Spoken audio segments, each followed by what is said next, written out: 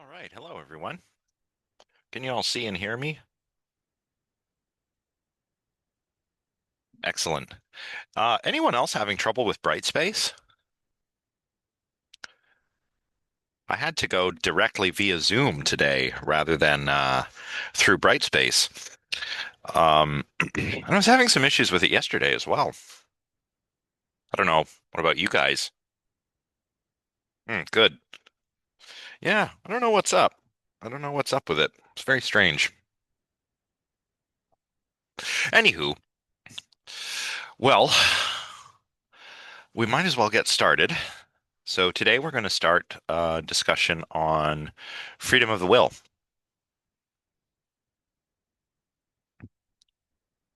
So this is a very interesting chapter.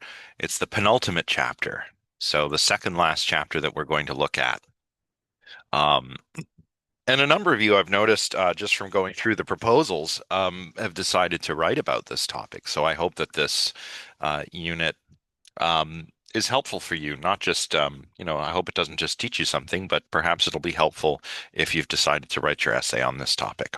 So, we're dealing with a metaphysical question here. The metaphysical question is the question of whether we have free will. So, when we're asking about freedom or autonomy or, freedom of the will, however you want to put it, we're not asking about whether we're free in like a social sense, whether I'm free to do something without being, I don't know, scorned, right?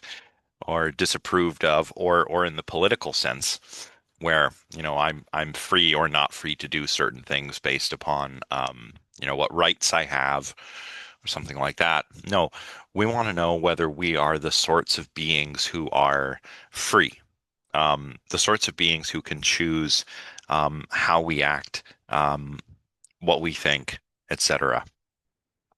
Now, so that's the question. When we ask, do we have free will? We're asking whether we're the sort of being that is free to act and think unconstrained, or as we'll see later, um, or actually, it's right here on this last point near the top, free in the sense where on at least some occasions we could have done otherwise. Right? Freedom of the will doesn't mean that all our actions will be free, but it just means that some of them need to be free in order for us to be the sort of beings that are free. And that freedom is usually understood as freedom to have done otherwise, right? Um, I got my usual coffee this morning, but I'm free in the sense that I could have gotten something else had I wanted to. Could have got a tea or a latte or one of those fancy holiday drinks, but that's not what I chose. But I could have, right? Um, there's no law of nature that specifies that I, Professor Redstone, may only drink coffee. Nobody had a gun to my head saying, get your usual coffee order or else, right? No chip in my brain with a mad scientist controlling my coffee order. No, I could have got something else, but I didn't. That's freedom in the sense that we mean today. I agree. Um, that's sort of a law that I've set for myself. So that's an interesting distinction. I think it's that we should draw immediately. Like, there's freedom in the sense that you can do what you want, but um, a related notion is autonomy, um, which comes from the Greek, meaning basically like self-law. Um, Yeah, like self-determination, Praneel. That would be autonomy. So I have say that I've set a rule for myself to follow, like only get coffee in the morning. Don't get those fancy drinks that take forever to make. So that I don't know, creating a big lineup or something, right? So maybe I set that law for myself and I follow the law that I've set for myself. That's autonomy. Um, and I think it's just a good idea to keep in mind that it's a related but separate notion to the notion of freedom. Now, do we seem to be free? Certainly. Um, we seem free, firstly on the basis of our own experience. Um, my experience tells me that I'm, a rational sort of being. I can decide to act on the basis of reasons that I have. Some of those reasons might be, um, traceable to things that I know or that I believe or things that I desire or hope for. Um, so when I say reasons, I'm using the term broadly to capture mental states, right? There's all kinds of reasons that I have that I can act on the basis of. And that's what makes me an agent. So I'm an agent if I am somebody who acts on the basis of reasons. And the fact that I'm, conscious and I'm rational, and the way it all seems to me is that I have agency. I act on the basis of reasons. Think of the coffee order, right? I need some caffeine. I desire some caffeine. I've set myself a rule to get caffeine in simple, non-complicated ways, and I want to follow my own rule. So I get myself a coffee rather than, I don't even know the names of all of the fancy ones. Uh, uh, Someone help me out here. I don't know the name of a super fancy Starbucks drink that takes forever. Maybe someone's got it in the chat. A macchiato. That was right on the tip of my tongue. Don't even know what that is. Um, but I imagine it takes longer than a coffee, right? So all of this, my experience of my volition, um, tells me that I am an agent. I'm the kind of being that has agency. I can act on the basis of reasons. Oh yeah, it is pumpkin spice season. I should have thought of that.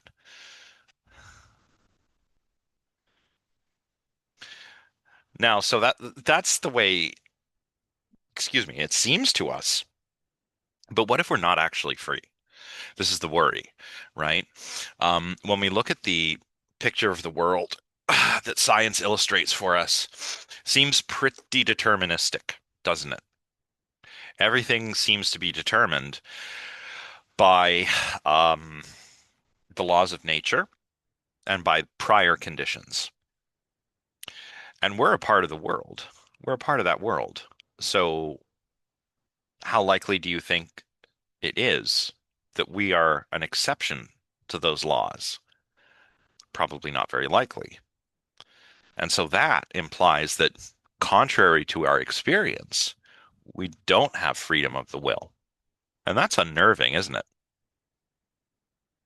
I'm just going to put it out there before I go on to the key terms. Who amongst you has thought about this and arrived at, some conclusion or another that we have freedom of the will or that we don't?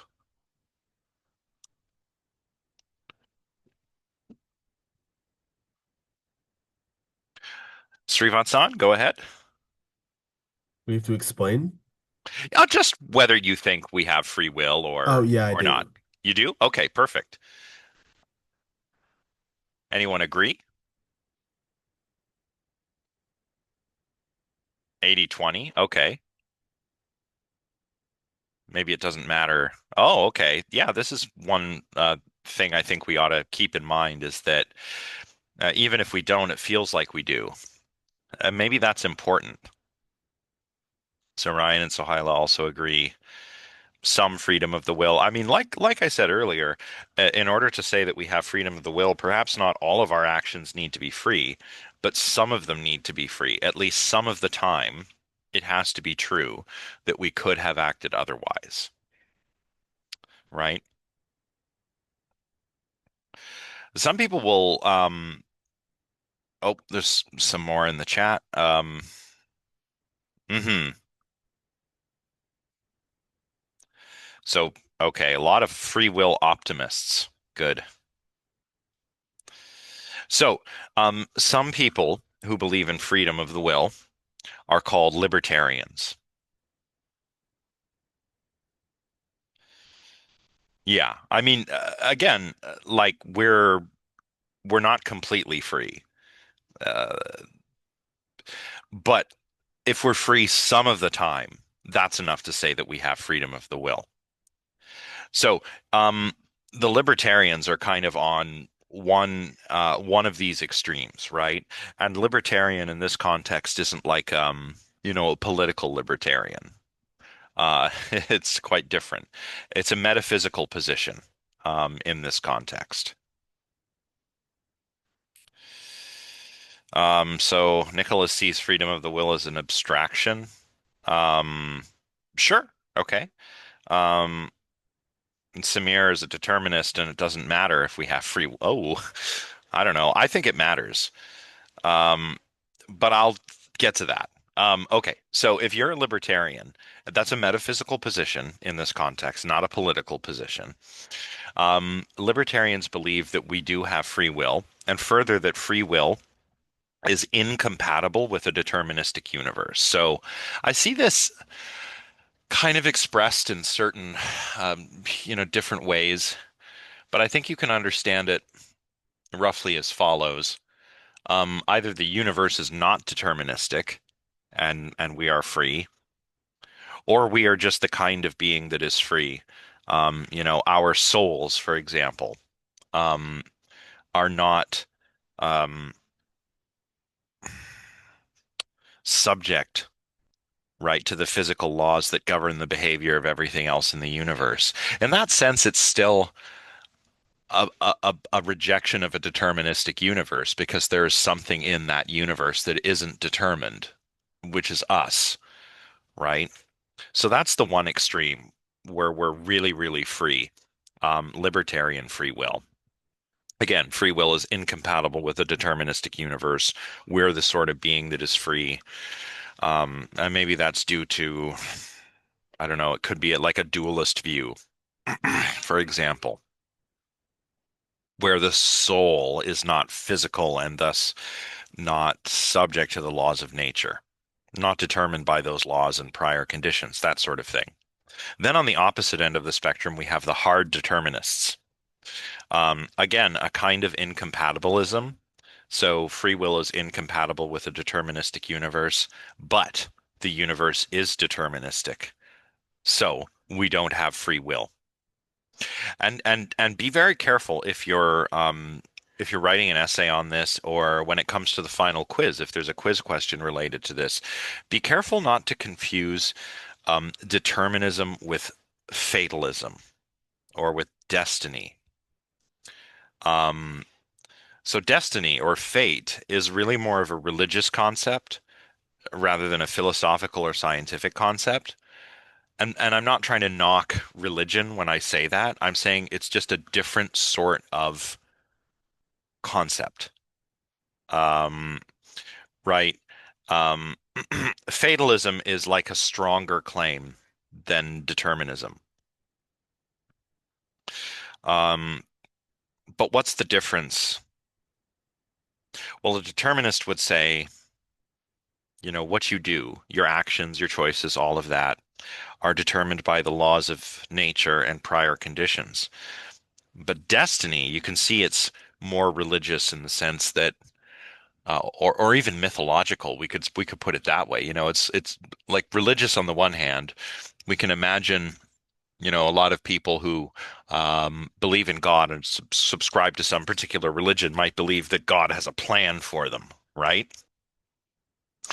Um, hmm, Moses encountering the burning bush, right?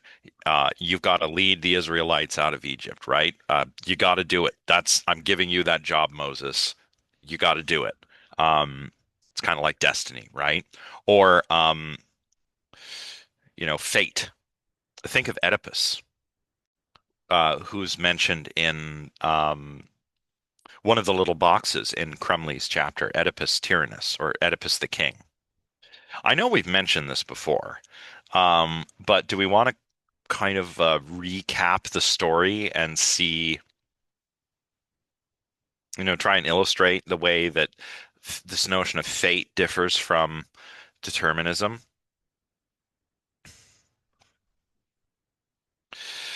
Uh, Not necessarily.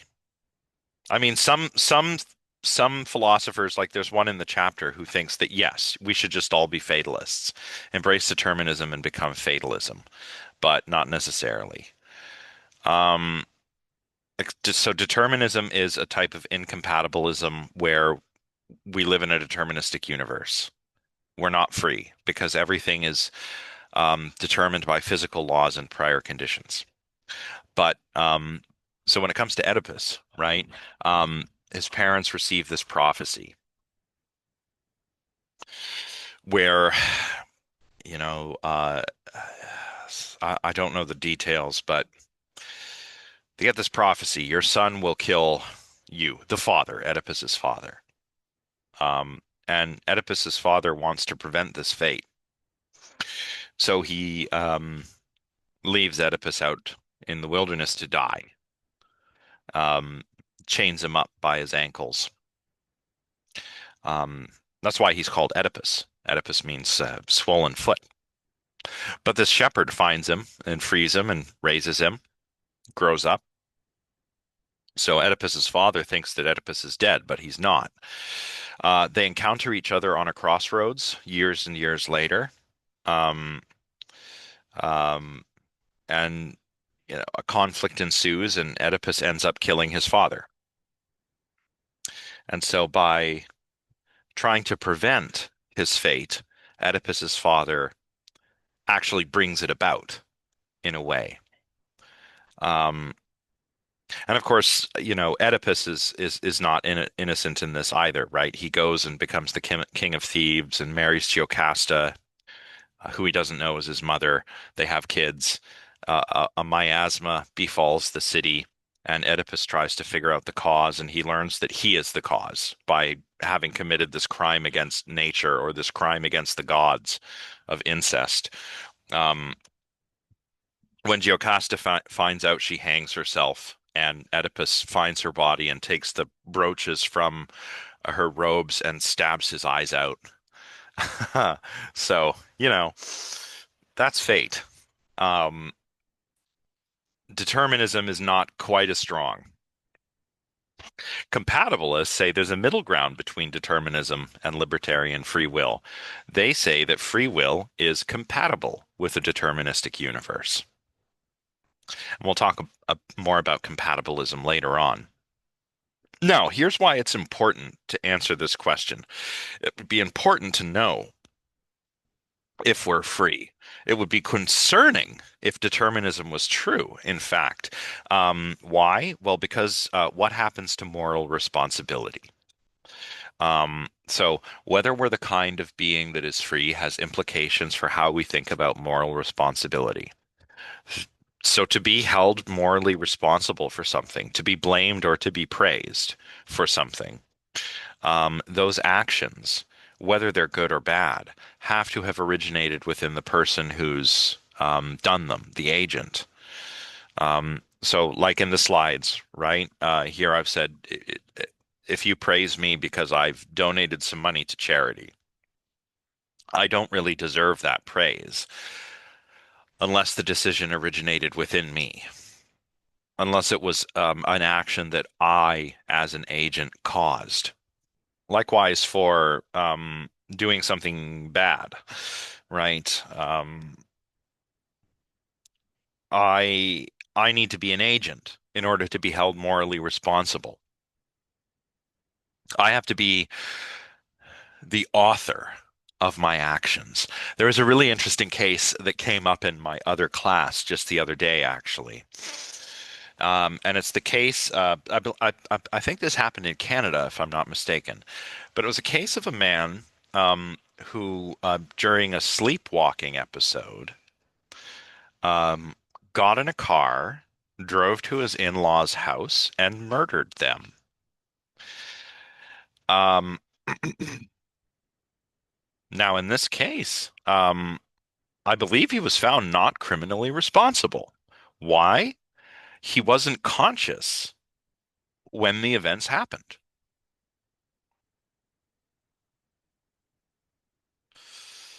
Yeah, weird case. NCR was the verdict. Yeah, not criminally responsible. So the he did it, but not in an agentive sense. Oh, just one of them. Oh, still though, not great. But he wasn't criminally responsible because he was not consciously, he didn't consciously do it, right?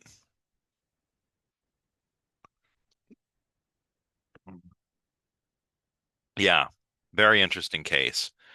So, Khalid asks, would a libertarian argue that social concepts and systems like the legal ones are based on the assumptions that we do, in fact, have free will? Yeah, I would say so. I would say compatibilists would agree too. Um, I don't know, Lisa. I I don't think that's necessarily the case. Like, it's not as if when we sleepwalk, we're acting out something unconscious. Um, but I understand that he was quite stressed because of, I suppose it was the upcoming wedding. And I know that in people who suffer from somnambulism, stress can aggravate the condition. I mean, this has happened to me, actually. Oh, just got to reposition here. This chair is not the most comfortable. Yeah, he had a medical history, and certain things can exacerbate it. Like, I've had periods of stress where, like years ago when I was teaching a lot during the pandemic, and shortly thereafter when my teaching load was very high. I mean, it still is quite high, but um, there were instances where I would wake up somewhere in my apartment and I didn't remember getting up and going there. Um, so the conclusion I've reached is that I must have been sleepwalking. So the most recent example, which was still a couple of years ago now, I remember going to bed, like it was bedtime. I was in bed, turned the lights off, made sure my alarm was set, etc. And then um, I woke up in the bathroom on the floor. The lights were on, like I had gotten up, turned the lights on, and I suppose just sat down on the floor and fallen asleep again. Like I hadn't fallen on the floor, I wasn't injured. Um, uh, but I have no memory of getting up and doing that, right? Um, and I always kind of figured that that was perhaps connected to the quality of sleep I was getting and the stress that I was under. But yeah, this fellow had a history of sleepwalking. So not criminally responsible. Um, Now, if determinism is true, we're all kind of like that, is the thing. So what happens to moral responsibility? I might feel as though I'm the author of my actions, but what if that's merely an illusion? Then can I really be held responsible for any of the good or bad acts that I commit? That would be a problem for society if we couldn't, right? Okay, doing pretty good for time. Um, I already talked about Oedipus, but here's a pretty nerdy example. I really like heavy metal, as you can probably tell from the name of my YouTube channel. I really like Canadian power metal band Unleash the Archers. They have these two albums, Apex and Abyss, which they're concept albums, which means they tell a story. They tell a story of the immortal, who's pictured here. Now, the immortal is kind of like the genie of the lamp. He slumbers instead of in a lamp. In this story, it's underneath a mountain, but he slumbers for eons at a time. But he's supremely powerful, and whoever wakes him up, he has to do their bidding. So along comes this evil sorceress right here, the matriarch, who um, wakes him up because she has a task for him. The task is to gather her four sons so that she can sacrifice them in a ritual and achieve immortality. So he goes throughout the land gathering her four sons. He doesn't kill them himself. but he kills thousands of people in his quest to gather the sons. And the sons are, if I'm not mistaken, it's one is a politician, one is a general, one is a religious leader, and one is just a guy who has a family, just a normal guy. Um, so he doesn't kill them, she kills them, but thousands die while he's going around the land gathering these people together. And then she finally sacrifices them, gains immortality, and of course breaks her promise of freeing the immortal. The question is the immortal responsible for the actions that he's committed? I mean, arguably no. If it's a genie of the lamp sort of situation, he doesn't have agency. Oh, yes, you say yes, he is? Why do you say that, Jaden?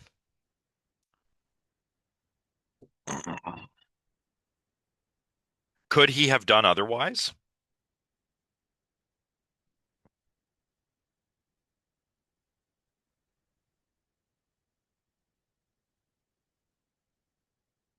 He could not have refused. Remember, this is a kind of magic fantasy land. Or think of Aladdin's lamp, right? Could the genie have refused? Well, perhaps he could have refused certain wishes, raising the dead, something like that. Um, but in this case, um, he could not have refused. Ah, yeah, kind of like the Winter Soldier, right? Like he's been brainwashed, hasn't he? So, they give him a code series of code words and then he activates and, kills Tony Stark's parents or something. Like, isn't that how that works? Sorry if I spoiled that for anyone. Um, yeah, same idea. Yeah, and that's what I'm trying to illustrate is that here in this albeit fantastical example, um, the immortal is not free. Like Oedipus's father is not free, or like well, the genie of the lamp isn't free. I mean, if we're going with well, let's if we go with the Disney version, then he is free at the end when Aladdin frees him. But I don't know if that's how it actually goes in the 1001 Nights. So actually, I don't even think Aladdin is actually in the original 1001 Nights. Anyway, yeah. See, Khalid, what I would say is the matriarch is to blame. I mean, it seems quite straightforward to me. But what happens is, and I don't want to spoil this, although you should listen to these albums. They're pretty awesome. But what ends up happening is the matriarch's grandson comes, reawakens the immortal, and they go on a quest um, through outer space to find and kill the matriarch, after which he frees the immortal. Um, anyway, very cheesy, um, but pretty good at the same time. But that's my point, right? Is that um, here the immortal, like Oedipus, like the genie of the lamp, kind of lacks agency, doesn't he? So we could be mad about his actions, but can we really hold him responsible? And maybe it's accessory murder. I don't know.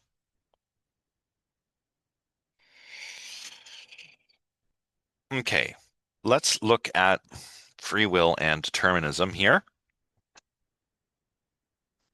As I said earlier, an agent has free will if and only if they could have done otherwise under the same circumstances. So, um, again, think of my coffee order, right? I chose this, but I could have chosen something else. Um, it fits nicely with that sort of common sense notion of freedom of the will that we all have. And there are a couple of kinds of arguments for this sort of freedom. One is the responsibility argument.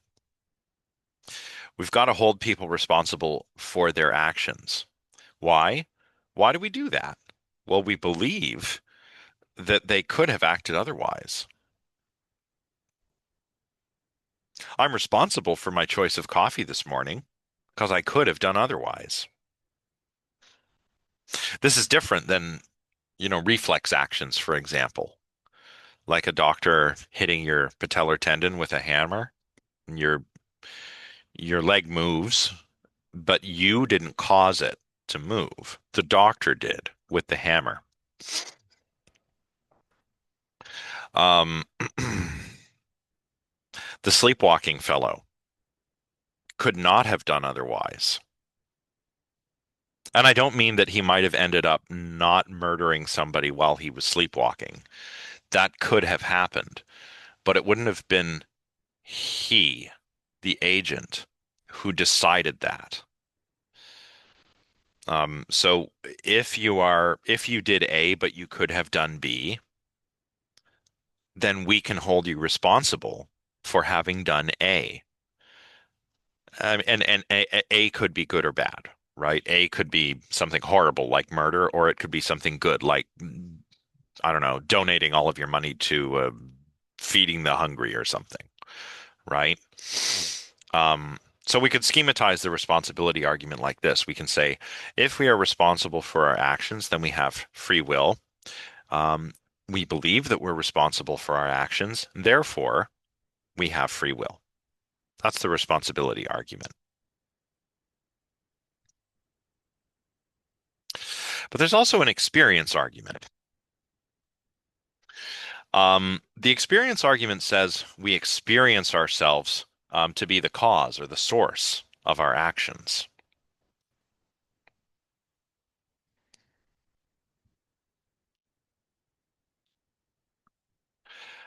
Yeah, fatalism is, and we're going to get there. Destiny is really more of a,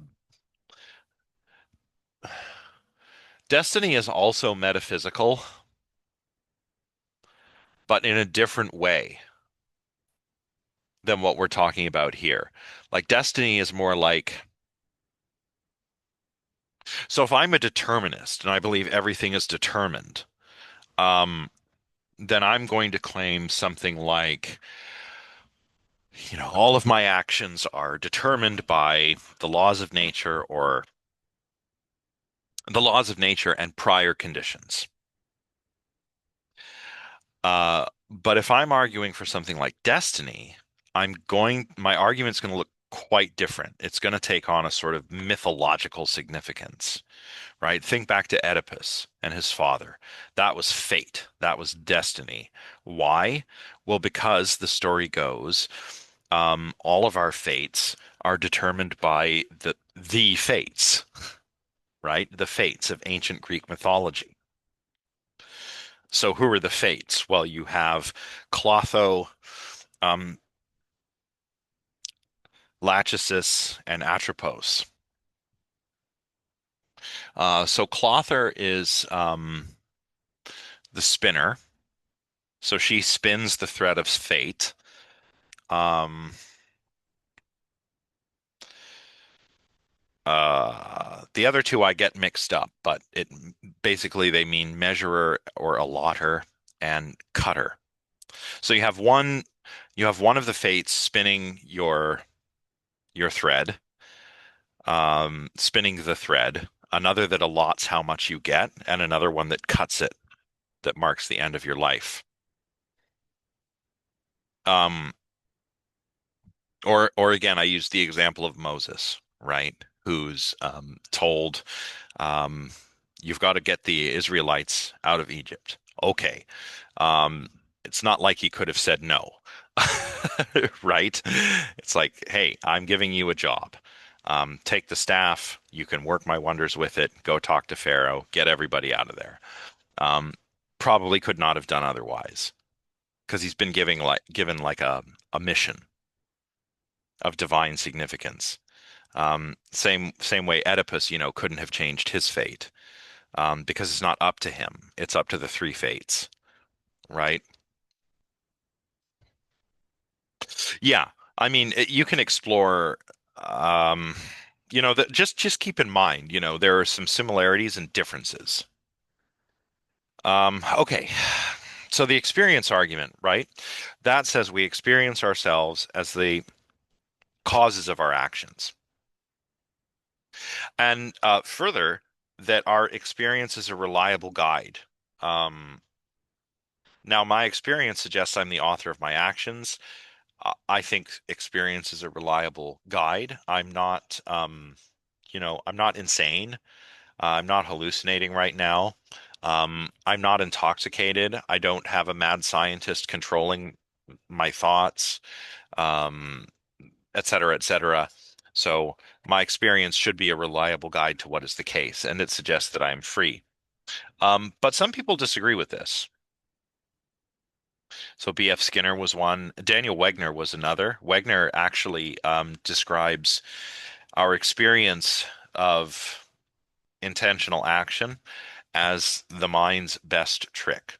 So free will is an illusion, because our sense of volition, our sense of agency is a trick that our minds play on us. It's quite unnerving if you think about it. Okay, how are we doing? Not bad. I forget how many slides I've prepared for today anyway.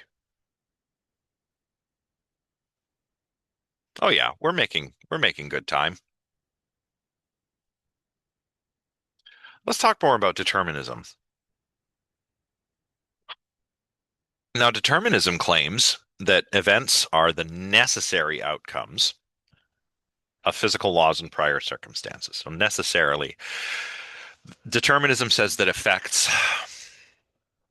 necessarily follow from these prior circumstances, given the laws of nature.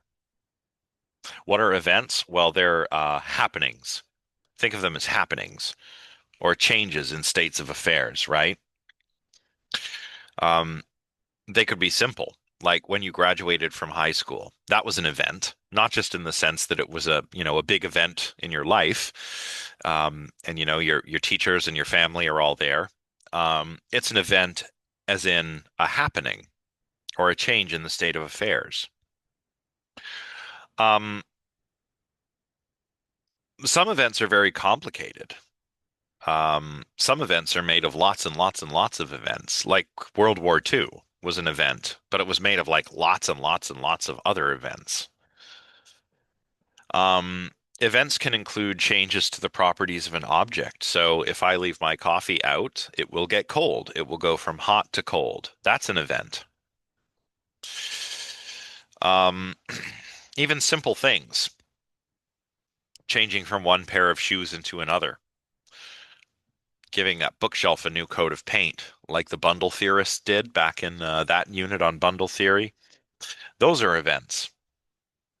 Deciding to do something is an event. Deciding to actually get up and go to class instead of lazing around in bed. That is an event. And this deciding or choosing is a kind of event that we call volition. So again, if you decide to get up and make it to class on time, that's a result of your volition. But if you were accidentally to sleep through your alarm, maybe your alarm doesn't go off and you sleep in, or maybe your alarm is on your phone, but your phone runs out of battery and dies, so you don't hear your alarm. That's an event, but your missing class is not a result of volition. Because a volition is that deciding or that choosing. Excuse me. So the determinist would simply say that every event is the result of a chain of other events based on cause and effect since the beginning of time. Yeah, basically. That's what the hard determinists would say. Absolutely. Galen says, I don't know if this is just my opinion, but I feel like determinism would really be damaging to the motivation to do anything. Yes. Yes. You're right. I always ask determinists, like if I meet a hard determinist, I'm kind of like, why are you here? Like, I mean, I guess you're just determined to be here, but it seems like it seems like there's more to it than that. Yeah, well, Pernille, you might be a compatibilist. And we'll get to compatibilism, don't worry. So these mental changes, these volitions are kinds of events, and if any event is the necessary outcome of physical laws and the prior conditions, then my mental events are also the necessary outcome of these physical laws and prior conditions. So even my deciding would be determined. That's what a hard determinist would say. That's the way in which determinism is incompatible with freedom of the will. Pierre-Simon Laplace put it this way, and I'll read the quote from page 273. Whoops. He said, "We may regard the present state of the universe as the effect of its past and the cause of its future. An intellect which is at a certain moment, an intellect which at a certain moment would know all forces that set nature into motion and all positions of all items of which nature is composed. If this intellect were also vast enough to submit these data to analysis, it would embrace in a single formula the movements of the greatest bodies of the universe and those of the tiniest atom. For such an intellect, nothing would be uncertain, and the future, just like the past, would be present before its eyes. This being we call Laplace's demon. Maybe because Laplace was an atheist. I'm not sure. But basically, Laplace's demon has godlike knowledge. It knows all of the prior conditions and it knows all of the laws of nature. And for it, um, nothing would be uncertain, right? The future, like the past, would be present before its eyes. So Laplace's demon, if it observed, I don't know,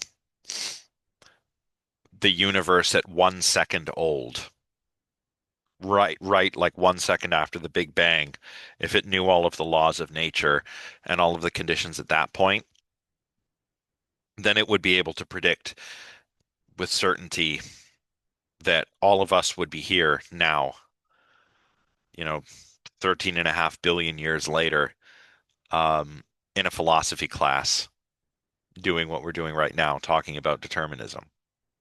So that's Laplace's demon. But wait a minute,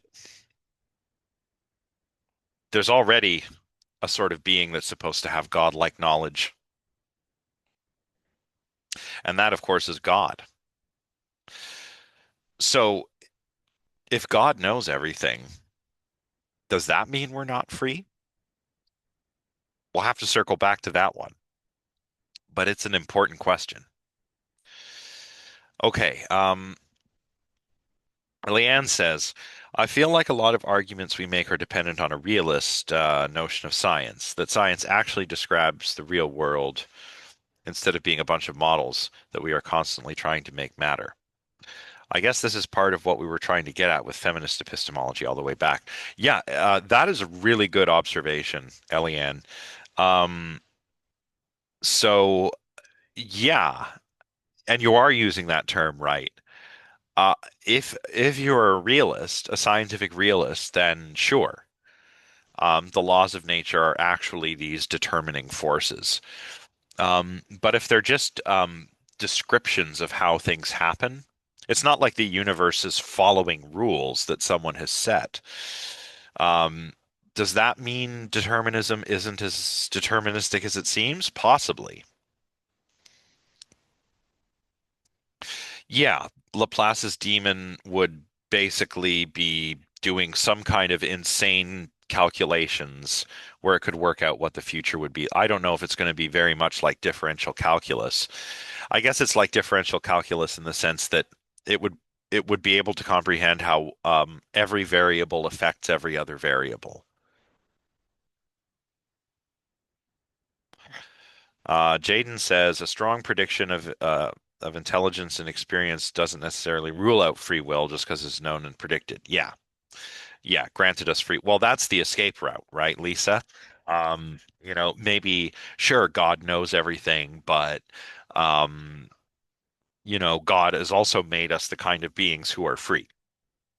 So maybe just because God knows what we'll do doesn't mean we can't have done otherwise. And there are other ways of approaching this too. We'll look at that as we go on, as we proceed. Um, yeah, yeah. I don't know. I've never got that far into math where I've had to worry about any of that. But all right, how are we doing for time here? Pretty good. So this deterministic picture of the universe doesn't leave much room for free will. Um, we can't have done otherwise. Everything's determined by prior conditions and by the laws of nature. Um, and some people think that this implies there's no moral responsibility. Um, and it's these people who William James actually called hard determinists. Sometimes we call them incompatibilists too, for reasons I mentioned earlier. They believe that freedom of the will is not compatible with a deterministic universe. Speaking of William James, maybe whether you think you have free will is one of those genuine options, right? Maybe that's what William James would say. Can I decide whether I am the sort of being that is free based on what I know? Well, let's see. Is that a genuine option? Seems like a living, forced, and momentous hypothesis. So you've got to make a decision, right? It's live, like you can reasonably entertain it. It's a live option. I have free will or I don't. Um, it's forced. You need to decide because you're in the philosophy class and I'm telling you to decide. Um, and it's momentous. It makes a big deal for your existence, whether you believe you have free will or not. So, given the absence of evidence either way, you might decide just because you're faced with this genuine option, yes, I think I have free will and I'm therefore morally responsible for my actions. Something to think about. So, Peter van Inwagen, I think I'm probably butchering that. Sounds Dutch, so maybe it would really be like Inwagen. Um, anyway, he offers this consequence argument for determinism. Um, we can't change the past. The past is fixed. And what happens now is determined by what's happened in the past, plus the laws of nature. And so determinism is true. Now, since determinism is true, we don't have free will. Um, you don't have to accept this. The compatibilists don't. But a hard determinist would. The future is fixed just as much as the past.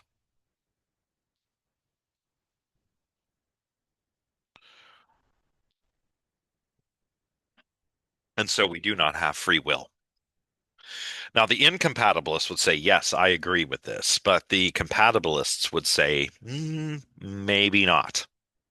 Maybe um, freedom of the will is compatible with a deterministic universe. Okay, now we're getting to the fatalism stuff, which a few of you were asking about earlier. Um, so what's the difference? So determinism says, or determinism implies physical necessity. So everything is determined by prior events, prior conditions, and the laws of nature. And all of those are physical.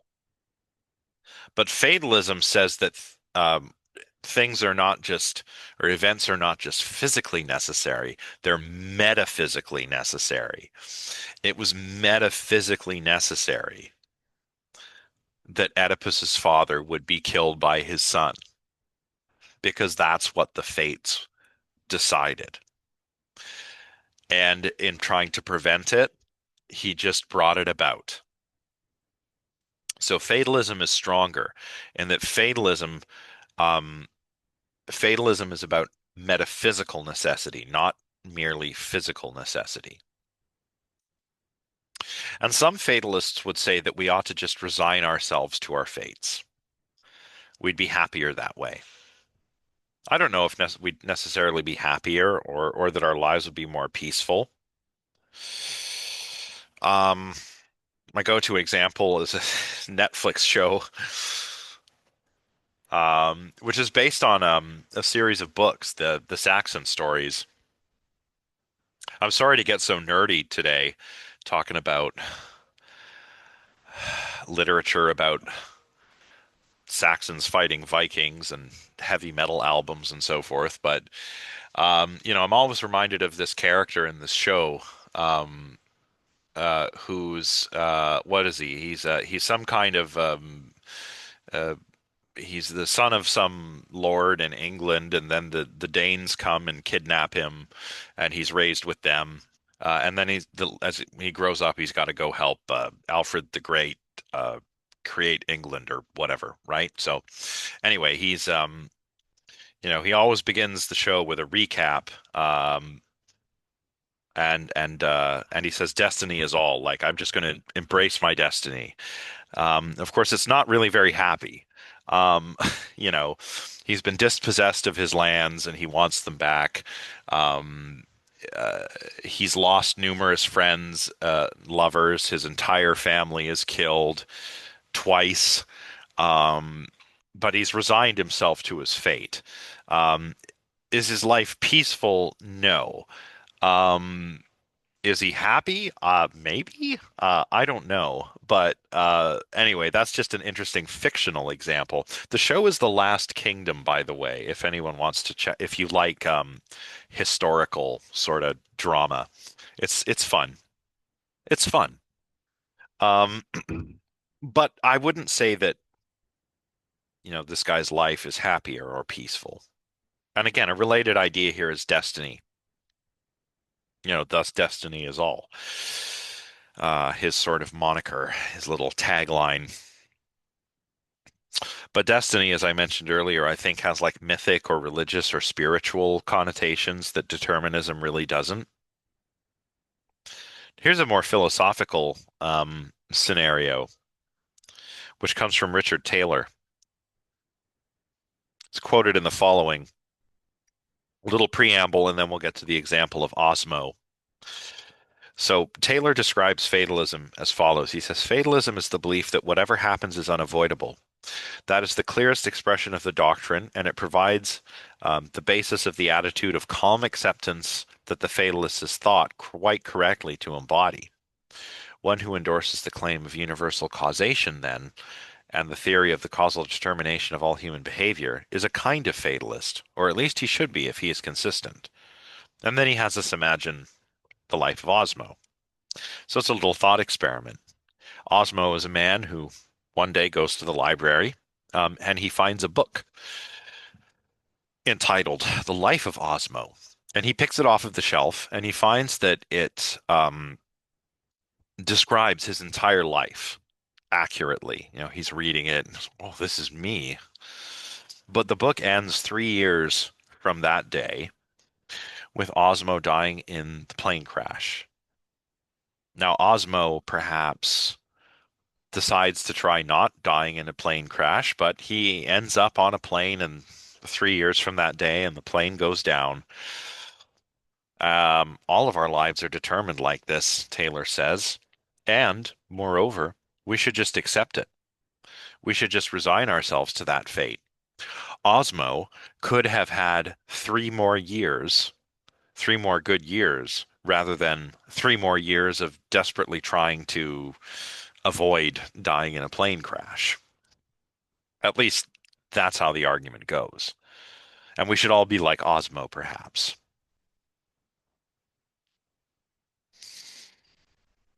Yeah, interesting. Yeah, it's funny. Well, Stoicism is really more of kind of a practical sort of philosophy, but maybe it would have been nice to get a mention of it in this chapter. Yeah, I made this random story. Well, think about it. I mean, maybe Laplace's demon tells you you're visited by Laplace's demon, which is also equally fantastical. But I mean, You don't have to get that fantastical with it. I mean, if you really believe that this is the way the universe works, what are you going to do? You got to decide. It's like I said before, you can treat this as one of William James's genuine options, where you've got to decide what you believe. Yeah, that's right. It's like an anecdote for Neil. The Osmo stuff, not the William James stuff. Oh, what if we're dualists? Can dualism help us? Maybe. Because determinism says that all physical events are determined. Um,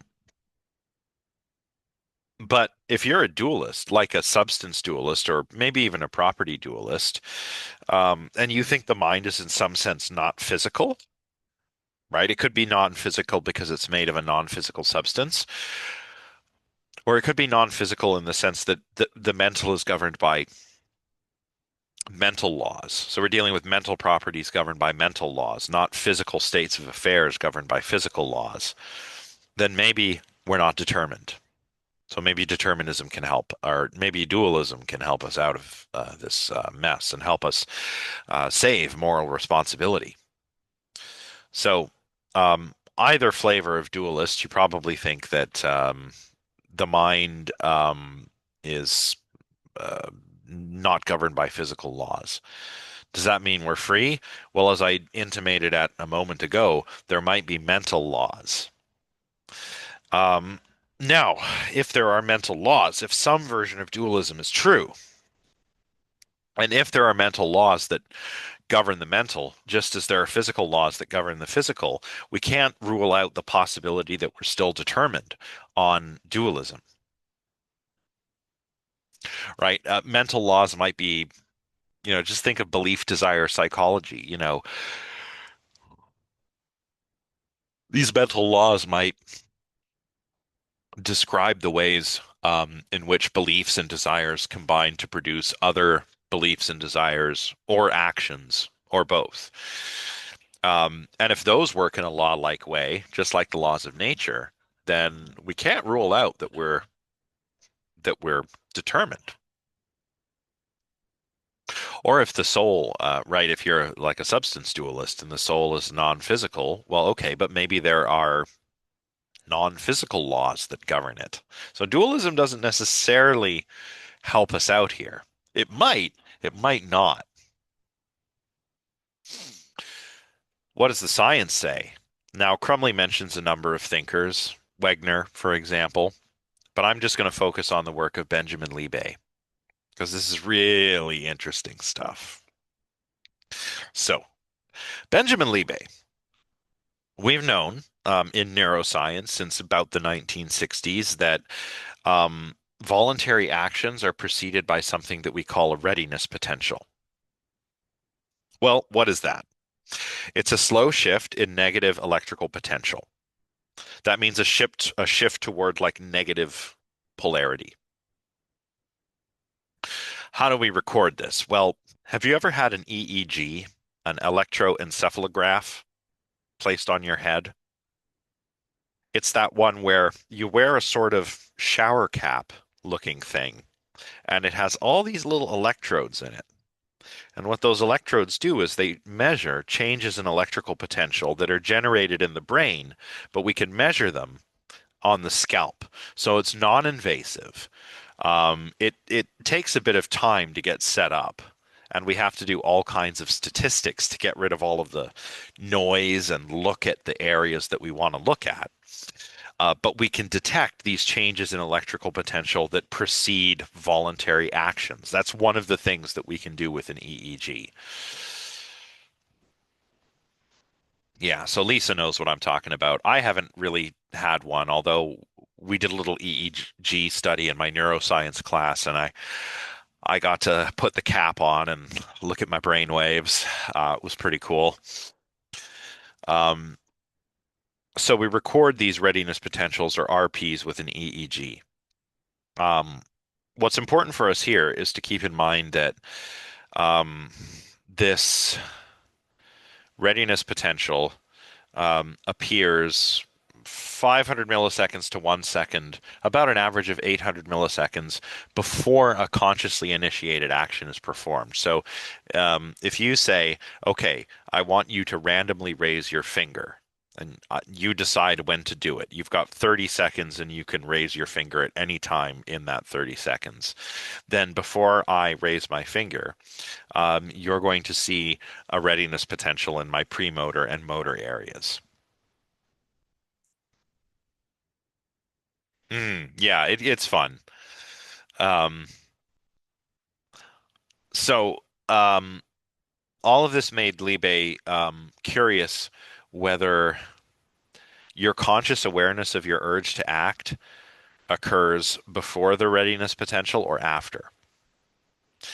Um, so he had to time three different events: the initiation of the action, the readiness potential, and the conscious decision to act. So how did he do that? Well, it was easy to time the action. You can just put myoelectric sensors on whatever part of the body you're having people move. So if it's moving a finger or flexing the wrist, you just put some myoelectric sensors there and they can detect the electrical signals that are coming from the muscles. So no problem. Timing the readiness potential was also easy. You do a lot of different trials, and you can sort of average them out. So each participant did about 40 of these trials. And the timing of the readiness potential can be found when we average all of the trials together. And we can see, by doing math, basically, where the readiness potential is. Measuring what Libe called W, which is the conscious intention or the will to make the movement, was tricky. But here's how they did it. They had their participants watch an oscilloscope. You might have seen these on television or maybe even in old movies. It's basically like a device with a round screen and a little green dot, and it goes around. That's not all they do. Sometimes they'll display waves, right? In fact, more often that's what they do. Um, but he just had this little spot going around this old cathode ray oscilloscope that he had. Basically like a clock monitoring task, right? And so the participants, what they had to do was report where the dot was on in the circle when they felt the intention to move. Okay, so Libe can see by measuring the timing of all these things which ones came first. So he's timing the movement with the myoelectric sensors, and the movement, of course, you can guess came last. But what he wanted to know was what comes first: the readiness potential, which is detected by the EEG, or the conscious intention to move, which was measured by where the participants reported the dot was when they felt the conscious urge to move. So, first of all, before we get to what Libe actually found, is everybody following me here? Because I know it's a lot to keep in mind.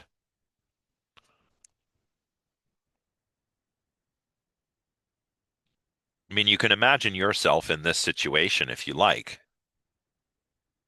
Yeah, Pernille's good. Um, in case anyone, Lisa's good. In case anyone's not sure, just imagine you're in the chair, you have a sensor on your wrist, sensors on your head, and you're watching a dot go around a screen. And you have to say um, where the dot was when you feel the intention to move, right before you move. And we can look at the timing of all of these events, the W, the intention, the actual movement, and RP, the readiness potential. Now, here's what Libe found. The readiness potential came first. And the readiness potential, I should emphasize, is not conscious. So the readiness potential started on average about 550 milliseconds, at plus or minus 150, before the action. Whereas W seemed to occur only 200 milliseconds before the action. So it's the unconscious readiness potential, followed by the conscious intention to move, followed by the action. Kind of unnerving, right? It means that when I reach out to pick up this coffee cup, my brain is already ready to pick up the coffee cup before I am consciously willing myself to do so. Ooh, spooky. Now, what does that mean? Does this mean we don't have free will? Not necessarily. Someone in the chat here. Oh, where is it? Yeah, it is pretty cool. Now, on some of the trials, some of the participants reported that they were thinking about performing the action um, well in advance of actually performing it. And in these trials, the readiness potential began even further back before the action, over a second. Um, but eliminating those, because the action was supposed to be spontaneous. So we eliminate all those non-spontaneous, we'll call them premeditated cases, where all 40 of the actions, all of the actions over 40 trials were reported to be fully spontaneous.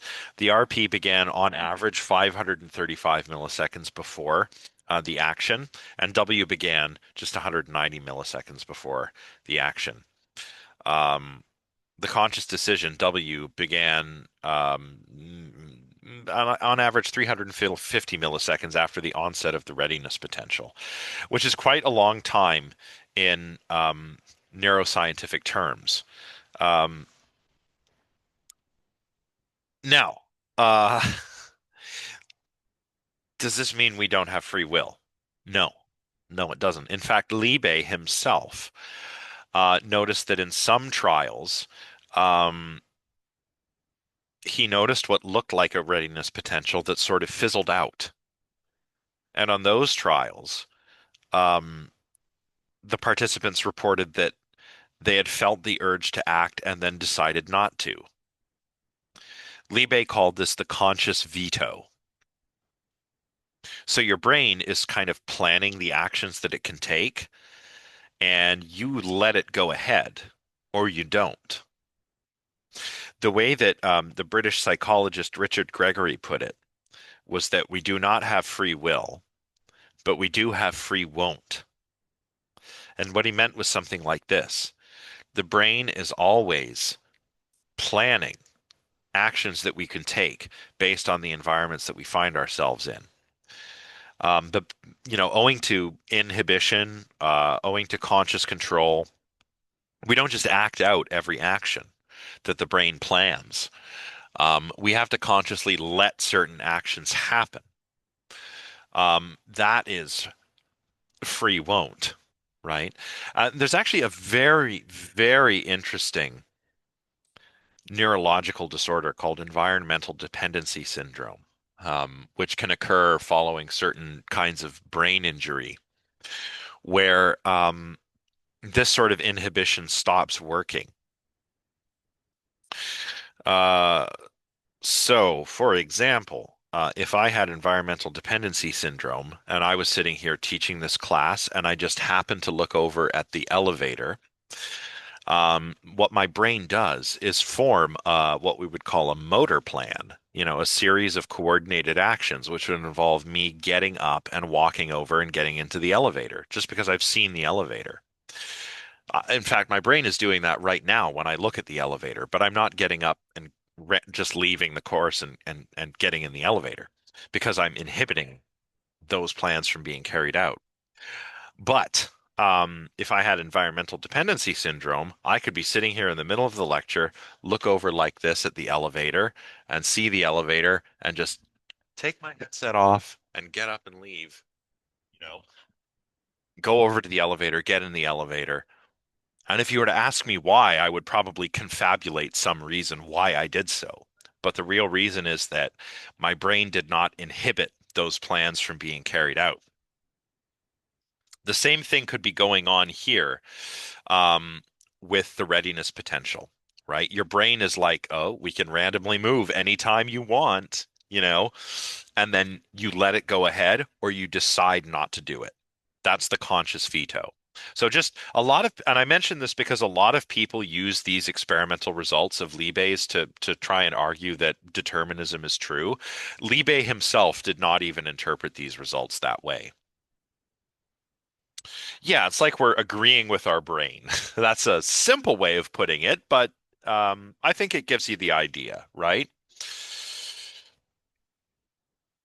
Yes, use it, Eliane. I believe in free won't. And I think it's a great way of putting it. Galen says, it feels like reporting when you decide to do something would be insanely hard to determine, especially given that you have the delay of visual processing and mental processing going into it before you can determine where the dot was. Whereas you don't for the pure electrical signals. So I don't know how we could define urge to act if I was put in the chair. Yes. So it has been found in subsequent research that clock monitoring, um, which in Libe's case was monitoring the dot going around the oscilloscope, that's the clock, does actually have an effect on this. So clock monitoring, the very way that they established W might itself have an effect on what we're seeing happening in the brain when it comes to this stuff. And there are some studies that you can check out that will um, explain that. No, well, I wouldn't call them impulsive. Your brain is always, so your brain is basically like a prediction action machine. Your brain is constantly predicting how the world is going to be based on how it is right now. It's constantly trying to predict that, and it's constantly trying to prepare you for actions that you could take in such an environment. Um, but only certain ones happen. Why? Because we disallow everything else to happen.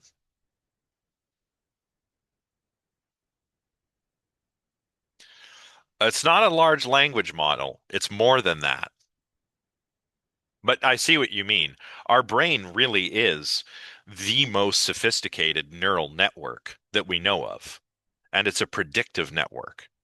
The brain is a world and action prediction machine. Yes. Yes. Yes. That's right, Khalid. If you want to see what I mean, go and read up on some case studies of environmental dependency syndrome, and you'll see what I mean. Well, that's all I have for today. So next time we're going to talk about agent causation. We've been talking about physical causation today because we've been pretty focused on determinism, but I think next time we'll talk a little bit more about agent causation and we'll discuss the middle ground. That is compatibilism, the idea that free will is compatible with a deterministic universe, which I think Libe's um, experiments kind of illustrate. I think the way Richard Gregory puts it, right? We don't have free will, but we do have free won't. That's pretty compatibilist. So, well, sort of, Lisa. The brain is a system, but it's not like there's a little person in the brain controlling everything. In a very important sense, we are our brain, but we're also our body. And that brain and body is situated in a dynamic physical environment. But don't fall into the homunculus fallacy, right? Like don't think of it as like you're the giant flesh robot and there's a little guy in there controlling it. Um, it's not quite like that. Oh, good question, Yusuf. So what we're trying to do is have that all finished at the very latest, the last day of class, but hopefully before. And then that way you have the whole exam period to write the paper. And remember that the paper does not have to be that long, right? It's a pretty short paper, like 1,200 words, I think is the limit. So, and the idea is you want to take our feedback and rewrite your proposal so that you have the like first part of your paper. Turn the proposal once you've got our feedback into the intro for your paper. And if you do that right, then you'll already have about a third of the paper at least. So, yeah. Well, there's the sensory motor homunculus, which is the weird looking one, but I mean the homunculus fallacy, which is the notion that there's a little person in everyone's heads who controls everything. Okay, yeah, so that's all I have. I should probably get going to my next class, but thank you all. This was a good one. And yeah, next time we'll talk about agent causation and compatibilism. So I will see you all next Tuesday. So have a good weekend, everyone, and I'll catch you next week. Bye bye for now.